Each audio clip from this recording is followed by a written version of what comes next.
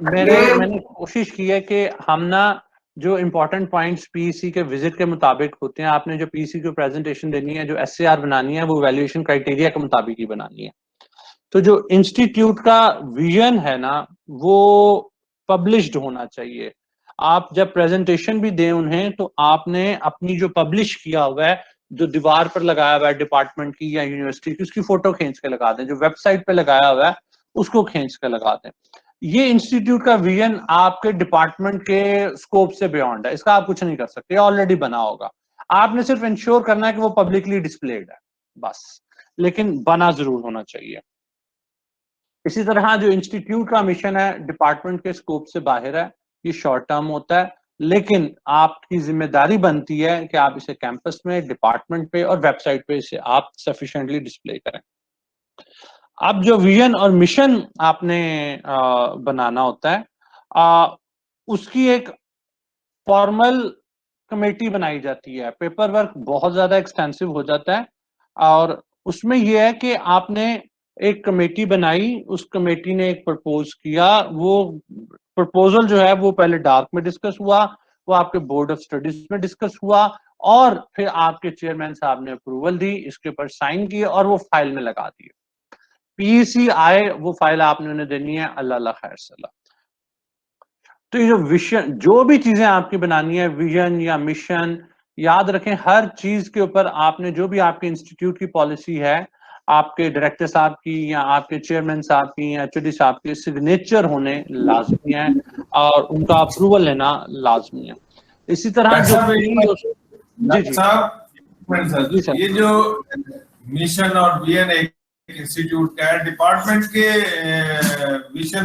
Mission होगा या इसका भी विजन अलग से लेंगे हम? सर दो डिफरेंट चीजें हैं।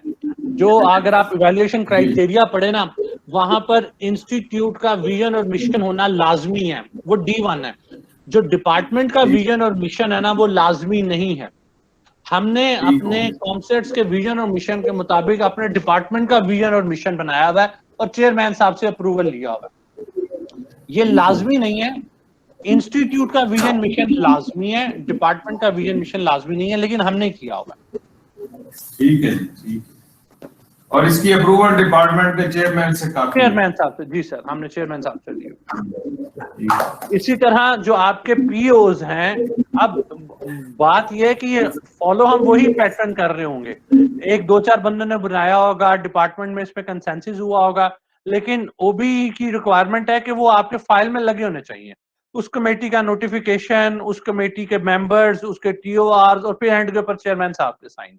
ये जो पेपर या फाइल का पेट भरना है, वो बड़ा लाजमी है।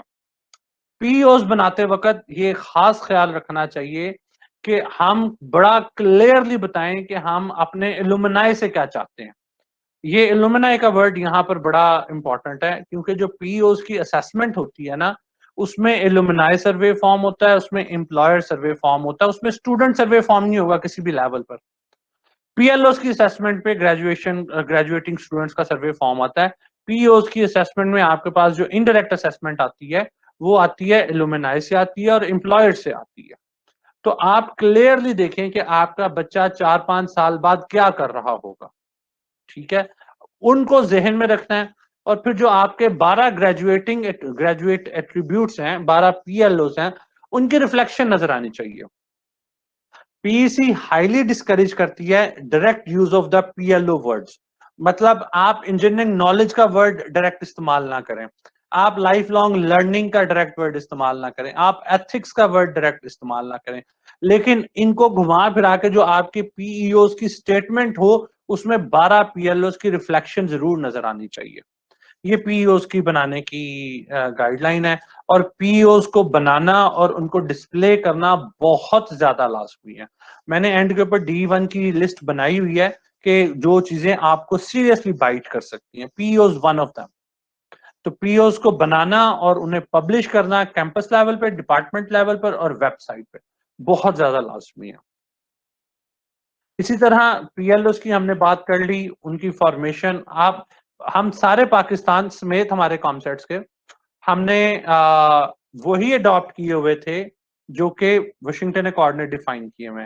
बट आपके पास एक नोटिफिकेशन होना चाहिए डिपार्टमेंट लेवल का कि हम वाशिंगटन अकॉर्ड के डिफाइंड ग्रेजुएट एट्रीब्यूट्स को ही एज अ पीएलओस ले रहे हैं। ये एक नोटिफिकेशन और अगेन चेयरमैन साहब के साइन वो हुए होने चाहिए। और ये सारी फाइलें ना अलग, मैंने जब हम सीख रहे थे हमने 2-4 यूनिवर्सिटीज को वो विजिट भी किया, रिकॉर्ड रूम में ये फाइलें आपके पास लगी होनी चाहिए, कोई टेंशन ही ना हो। पीईसी वाले आए रिकॉर्ड रूम में उन्हें बिठाएं, चाय पिलाएं, उनका जो दिल चाहे वो फाइल खोलें, अल्लाह अल्लाह खैर सला, टेंशन ही कोई नहीं है।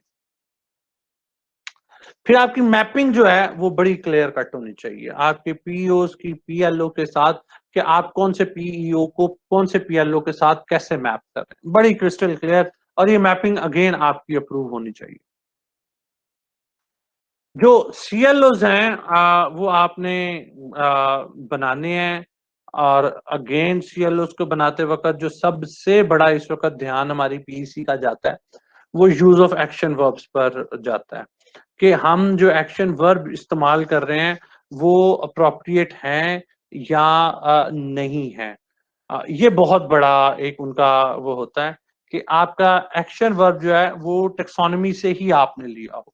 लेकिन इसके अलावा जो बहुत ज्यादा इंपॉर्टेंट चीजें हैं ना, वो सबसे पहले यही है कि what do you want your students to achieve at the end of the semester. ये टीचर के जहन में बड़ा क्लियरली होना चाहिए। ठीक है। फिर सेमेस्टर का अप्रोप्रिएट लेवल क्या है।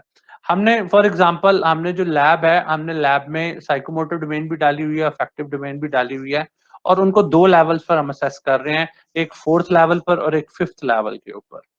तो जो पीईसी के मॉक विजिट आया था हमारा, अल्हम्दुलिल्लाह हमने पहली दफा में 3 साल की ग्रेजुएशन ली है कॉमर्स लाहौर ने। तो उसके बाद जो पीईवीज की ट्रेनिंग हो रही थी तो पीईसी ने हमसे रिक्वेस्ट की थी कि आप इसको as a mock session conduct करें। हमारे पास जो पीईवीज ट्रेन हो रहे थे प्रोग्राम इवैल्यूएटर्स वो आए थे विजिट करने एज अ ट्रेनिंग, उनकी ट्रेनिंग हो रही थी और हमारी मॉक असेसमेंट थी पीईसी के विजिट के बाद ना। तो one of the evaluator raise the query कि यार ये आपने सेमेस्टर 1 और सेमेस्टर 2 के बच्चों को भी अफेक्टिव और साइकोमोटर डोमेन के लेवल 4 और लेवल 5 पर असेस किया हुआ। And he was of the point कि वो सेमेस्टर 1 और सेमेस्टर 2 में आपका लेवल 4 और लेवल 5 कदरे ज्यादा है। आपको पहले सेमेस्टर में और सेकंड सेमेस्टर में लेवल 4 और लेवल 5 असेस नहीं करना चाहिए। अब अपेरेंटली ये बात बड़ी ज्यादा वैलिड लगती है कि आप इसको असेस नहीं कर सकते, लेकिन पॉइंट ये होता है कि ये सारी की सारी चीजें रिलेटिव हैं, ये सारी की सारी चीजें एब्स्ट्रैक्ट हैं। फॉर एग्जाम्पल अगर मैं एक 6-7 साल या 8 साल के बच्चे से बात करूं, स्किल इम्पार्ट की मैं बात कर रहा हूं, मैं साइकोमोटर डोमेन की बात कर रहा हूं। अगर 7 साल का बच्चा पानी के कप में चीनी भी मिक्स कर लेता है तो ये लेवल 4 लेवल 5 की स्किल है। अगर वो स्पिल नहीं कर रहा, पानी गिरा नहीं है, उसने 1 चम्मच चीनी की पकड़ी और बड़े सुकून से उसको स्टर कर दिया, तो ये उसका एक हायर लेवल ऑफ स्किल है। इसी तरह सेमेस्टर 1 में जो लेवल 4 की एक्सपेक्टेशन है वो डिफरेंट है, लेवल 5 की जो एक्सपेक्टेशन है वो डिफरेंट है। सेमेस्टर 7 में लैब के बच्चे का जो 4th लेवल या 5th level of skill impart है वो डिफरेंट है। अब इसको असेस कैसे करेंगे हम कि सेमेस्टर 1 के बच्चे का आप बात तो कर रहे हैं कि सेमेस्टर 1 से हम लेवल 4 ही है लेकिन एक्सपेक्ट हम कुछ और कर रहे हैं, सेमेस्टर 7 का लेवल 4 ही है लेकिन एक्सपेक्ट हम कुछ और कर रहे हैं। वो रिफ्लेक्शन नजर आती है रुब्रिक्स में।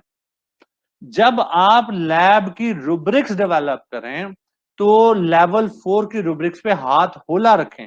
यू डू नॉट एक्सपेक्ट के बच्चा जो है वो फुली कंप्लाई करेगा लेवल 5 के साथ। ठीक है।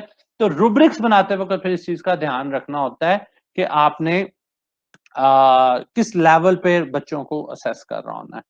तो जो सेमेस्टर की अप्रोप्रिएट लेवल को असेस करना वो बहुत ज्यादा जरूरी है। फिर आप जब सीएलओ बना रहे हैं तो आप कौन से पीएलओ के बारे में सोच रहे हैं। यहाँ पर करिकुलम की नॉलेज प्रोफाइल का होना बड़ा ज्यादा लाजमी है।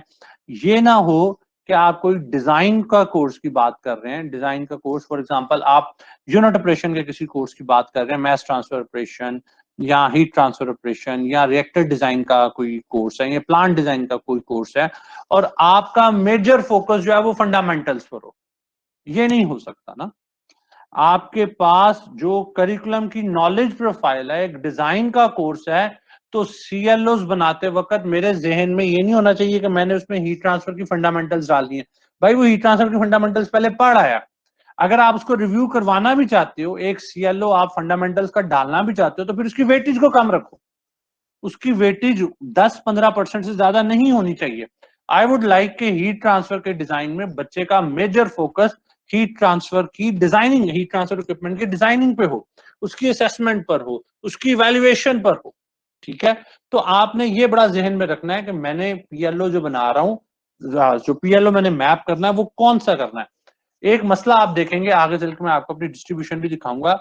आप गौर करेंगे जब पूरा करिकुलम आपके सीएलओस बन जाएंगे, उनको जब आप परसेंटेज निकालेंगे तो डिजाइन वाले पीएलओस बड़े कम होंगे आपके पास। आपको पता चलेगा कि बड़े कम सब्जेक्ट्स हैं जिसमें डिजाइन टैप हो रहा है। अगर आप गौर करें तो 30% तो वैसे ही अलाइड सब्जेक्ट्स है ना, 30% स्कीम तो आप वैसे ही कुछ नहीं कर सकते। तो आपके डिजाइन की जो टैपिंग है ना वो बड़ी थोड़ी हुई होनी है।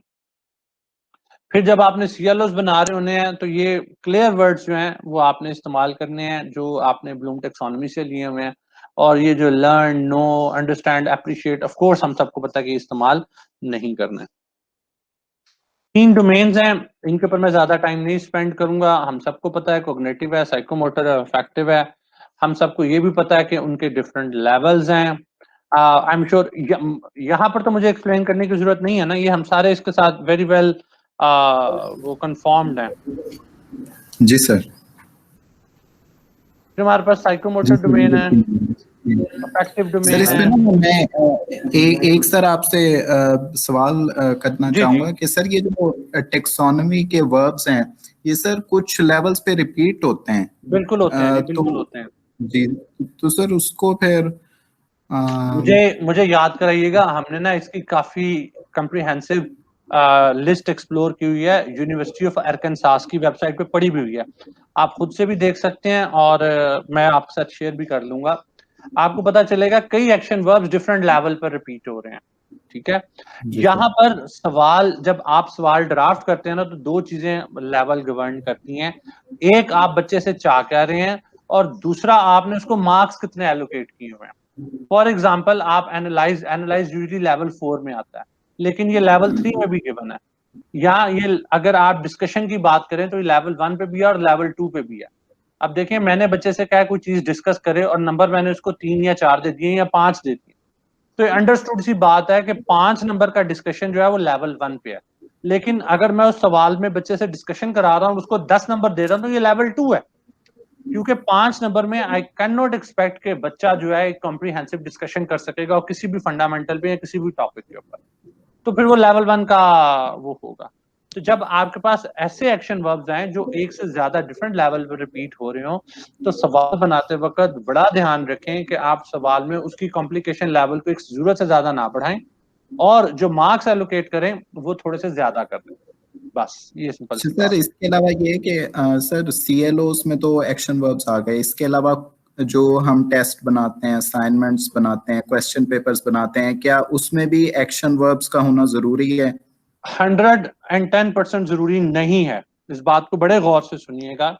जो सेकंड बैच वो हुआ है ना पीईवीज का ट्रेन, अलबत्ता मैंने भी अपनी एप्लीकेशन फॉरवर्ड की हुई है लेकिन कोरोना की वजह से अभी तक जवाब नहीं आया। जो सेकंड ट्रेन हुआ है ना पीईवीज का प्रोग्राम इवैल्यूएटर्स का बैच, उसमें हमारे 3 बंदे कॉमसेट्स के ट्रेनिंग ली है उन्होंने। और बकौल मलेशियन के आप अगर इवन अंडरस्टैंड का वर्ड भी लगाना चाहें ना तो आप लगा सकते हैं। ठीक है, अब ये डायरेक्टली कॉन्ट्रडिक्ट कर रहा है मेरी इस स्लाइड के साथ, तो मैंने यहाँ पे लिखा है कि ये वर्ड इस्तेमाल नहीं करने। उसकी वजह क्या है? उसकी वजह यह है कि अभी तक जो